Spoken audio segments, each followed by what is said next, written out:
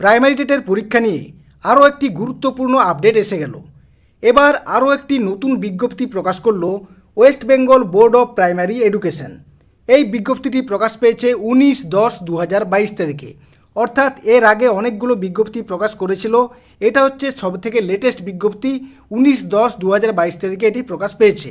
এটা হচ্ছে addendum notification, অর্থাৎ এর আগে যে নোটিশটা প্রকাশ পেয়েছিল সেই নোটিশটার সাথে কিছু কিছু জিনিস এখানে যোগ করা হয়েছে এবং কিছু পরিবর্তন করা হয়েছে। কি কি এলিজিবিলিটি ক্রাইটেরিয়া যোগ করা হয়েছে, নাম্বারের ক্ষেত্রে কি কি রিল্যাক্সেশন দেওয়া হয়েছে, এই সমস্ত তথ্য এই নতুন বিজ্ঞপ্তি থেকে আমরা জেনে নেব যে নিয়মের কি কি পরিবর্তন হয়েছে। নোটিশে কি বলা আছে দেখুন, with reference to earlier notification vide number this dated 29/9/2022, অর্থাৎ প্রথম যে বিজ্ঞপ্তিটি প্রকাশ পেয়েছিল 29/9/2022-এ, সেই বিজ্ঞপ্তিটির সাথে West Bengal board of primary education ads an additional eligibility criteria, অর্থাৎ নতুন একটা এলিজিবিলিটি ক্রাইটেরিয়া যোগ করা হয়েছে ওই নতুন নোটিশটার সাথে।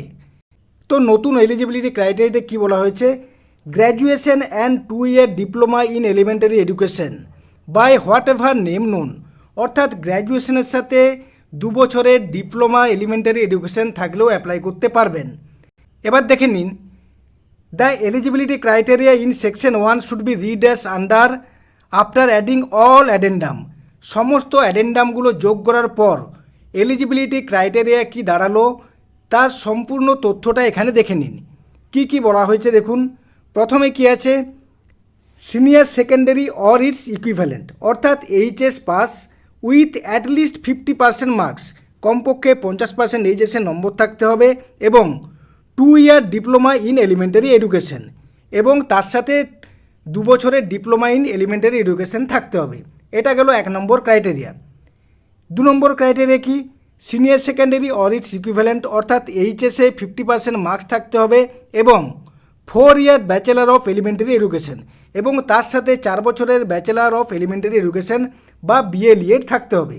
এটা গেল 2 নম্বর ক্রাইটেরিয়া। এবার আসছি 3 নম্বর criteria, senior secondary or its equivalent with at least 50% marks, অর্থাৎ এইচএসে 50% মার্কস থাকতে হবে এবং হ্যাভিং ডিপ্লোমা ইন এডুকেশন মানে স্পেশাল এডুকেশন, এবং এর সাথে স্পেশাল এডুকেশনে ডিপ্লোমা থাকতে হবে। যে কোর্সটা এ course recognised by rehabilitation council of India RCI, যে কোর্সটা RCI দ্বারা স্বীকৃত। তো এটা গেল 3 নম্বর ক্রাইটেরিয়া। 4 নম্বর ক্রাইটেরিয়া কি, graduation with at least 50% marks and bachelor of education, অর্থাৎ গ্র্যাজুয়েশনে 50% মার্কস থাকতে হবে এবং তার সাথে B.ed ডিগ্রিটা থাকতে হবে।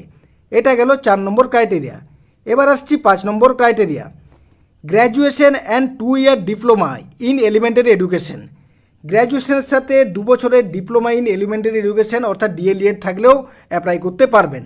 অর্থাৎ এই মোট 5টা ক্রাইটেরিয়া আছে, এগুলোর মধ্যে যে কোনো একটা ক্রাইটেরিয়া যদি আপনার ফুলফিল করে তবে আপনি এই টেট পরীক্ষার জন্য ফর্মটা ফিল আপ করতে পারবেন।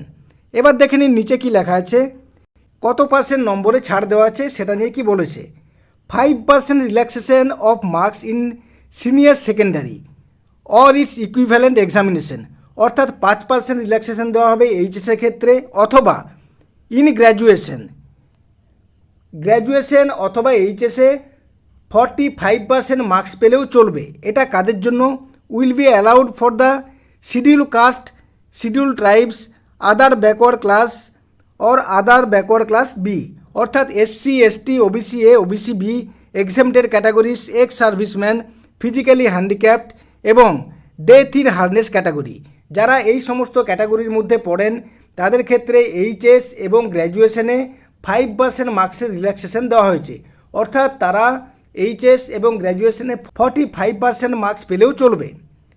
এবার দেখুন এখানে কি বলা হয়েছে, in case of honours graduates, যদি অনার্স গ্র্যাজুয়েট হয়ে থাকে, the candidates having 50% marks as a whole, যদি ক্যান্ডিডেটের 50% মার্কস অ্যাজ এ হোল থাকে, অ্যাজ এ হোল মানে marks obtain in honours paper plus pass paper, যদি কোনো অনার্স গ্র্যাজুয়েট স্টুডেন্ট থাকে এবং সে যদি অনার্স পেপার এবং পাস পেপার এই দুটো মিলিয়ে যদি অ্যাজ এ হোল 50% মার্কস পায় এবং তার সাথে যদি তার বিএড ট্রেনিংটা থাকে তাহলেও টেট পরীক্ষার জন্য সে eligible.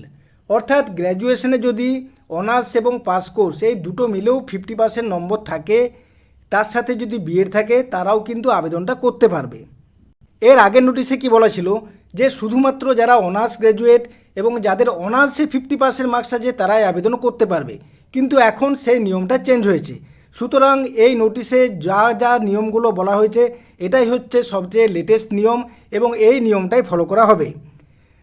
The facility to avail the added criteria will be available after 2 to 3 working days for observing the technical formalities. Technical ফর্মালিটিসের জন্য 2-3 দিন পরে, অর্থাৎ 2-3 দিন ওয়ার্কিং ডেসের পরে এই ফ্যাসিলিটিগুলো চালু হবে এবং তারপর এই ফর্মটা ফিল আপ করতে পারবেন। সুতরাং যারা এখনও পর্যন্ত ফর্ম ফিল আপ করেননি আরও 2-3 দিন ওয়েট করে যান। 2-3টে ওয়ার্কিং ডেস বলা হয়েছে। আজকে হচ্ছে বুধবার, এক্ষেত্রে বৃহস্পতি শুক্র, যদি শনি রবি ওয়ার্কিং ডে না ধরা হয় তাহলে সোমবার, অর্থাৎ এই 3 দিন ওয়েট করুন। তারপর দেখবেন পোর্টালে নতুন আপডেট চলে এসছে, তারপর নতুন ফর্মটা ফিল আপ করবেন। তার আগে ফিল আপ করতে চাইলে হয়তো এই ক্রাইটেরিয়াগুলো সেখানে দেখাবে না। সুতরাং যারা এখনও ফর্ম ফিল আপ করেননি আর 2-3 দিন ওয়েট করে যান, তারপর ফর্মটা ফিল আপ করলে ভালো হয়। সুতরাং এটা গেল আজকের আপডেট। তো নোটিশটা ভালো করে একবার পড়ে নেবেন, তারপর ফর্ম ফিল আপ করতে বসবেন। ধন্যবাদ।